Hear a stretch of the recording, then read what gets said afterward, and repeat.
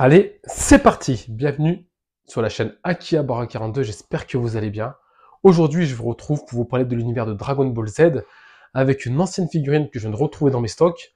Il s'agit d'une SMSP d'époque, donc c'est une figurine qui a 4-5 ans facilement maintenant. Elle est facilement trouvable, son prix a complètement dégringolé, on la trouve très régulièrement entre 40 et 70 euros sur le marché d'occasion. À savoir que pour moi, elle n'a pas perdu de sa prestance d'origine. On va retrouver un Sangoku qui a été utilisé dans une figure Zero assez récente. Il s'agit de celle sur la planète Namek. Vous allez reconnaître la pose qui est très similaire, pour ne pas dire identique. Donc là-dessus, c'est pareil, je vais vous la montrer avant tout. On a une très belle boîte à fenêtre qui reprend l'univers de Dragon Ball avec le dragon dessus, le Sangoku à l'intérieur.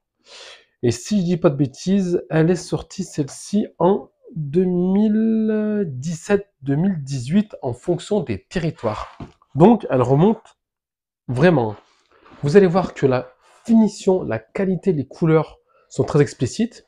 On retrouve vraiment un Sangoku de Dragon Ball Z avec le caractère et les traits assez affirmés de l'époque. Donc on est carrément pas sur une figurine à la Dragon Ball Super. Les vêtements font le taf. Le sculpte, le paint est très propre et sincèrement, ne passez pas à côté.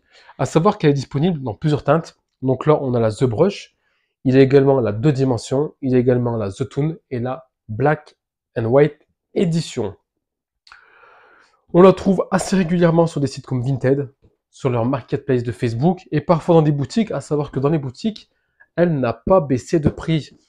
En termes de dimension, on est sur à peu près du 22-23 cm.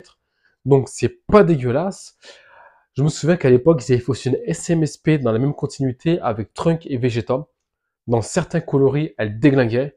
Actuellement, par contre, celle-ci est très compliquée à trouver ou à des prix assez élevés. Voilà les amis. J'espère que la vidéo va vous plaire. On se retrouve à la fin de la présentation 3D pour faire un petit débriefing. Avant tout, n'hésitez pas à commenter, partager, abonnez-vous. C'est très important. Et bah du coup, on est parti pour la présentation. Alors on va commencer du coup par la boîte, c'est ce que je vous disais. On a une boîte à fenêtre ici avec le Sangoku qui est à l'intérieur, donc ça c'est vraiment tip top. On peut même profiter de la figurine sans avoir à l'exposer réellement, on peut la laisser dans la boîte, enlever le film plastique autour de la figurine et en profiter. Sur le côté, on a un Sangoku donc vraiment très inspiré de l'animé avec la fameuse mention The Brush, donc SMSP. Non, c'est pas SMSP, c'est Super Master Stars Diorama, excusez-moi, je vous dis une grosse bêtise. À l'arrière du coup, donc là, on a une version européenne, avec le stickers Bandai qui était accolé, et les informations, la boîte à fenêtre, et le dessus, vraiment sympathique. Go! Donc on va l'ouvrir.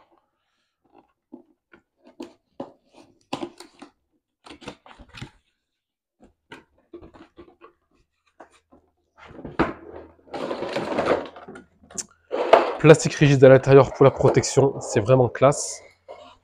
Et là, on va voir la figurine de plus près. On commence avec la base, qui est très propre et très soignée. On a un dragon, qui est très bien réalisé, de profil du coup. Le signe Dragon Ball qui change un petit peu. Ça fait rappeler l'époque des Dragon Ball de base, et même pas les Dragon Ball Z. Hein.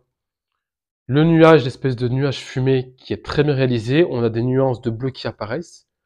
C'est très bien traité pour une figurine d'époque, honnêtement. Il n'y a rien à dire.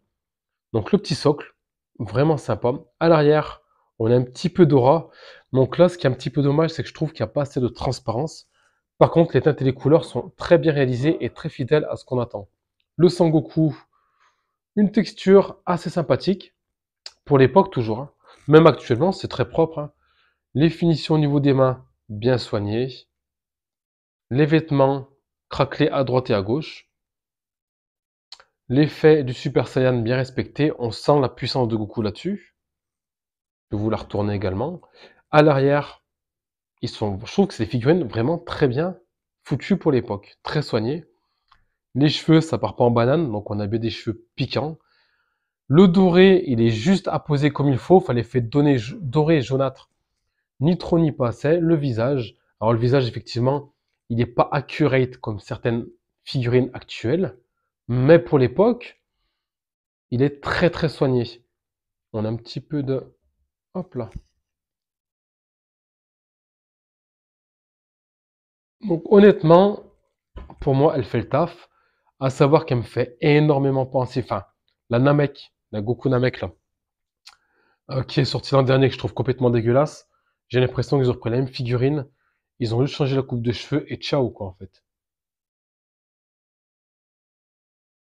Pour un petit prix, si vous voulez vous faire plaisir, vous pouvez. Elle est disponible chez Akihabara 42, mais je pense même pas que je vais m'en séparer parce que je la trouve vraiment pas mal du tout. Comme vous avez pu le voir, je trouve que c'est une figurine qui est très sympathique pour un petit prix. Donc si vous avez l'occasion de vous la procurer, n'hésitez pas.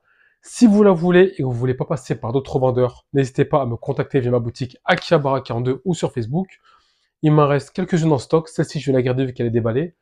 Et je pourrais vous en faire profiter. Voilà, j'ai fini de parler. On se retrouve très bientôt pour de nouvelles aventures avec la chaîne Akihabara 42.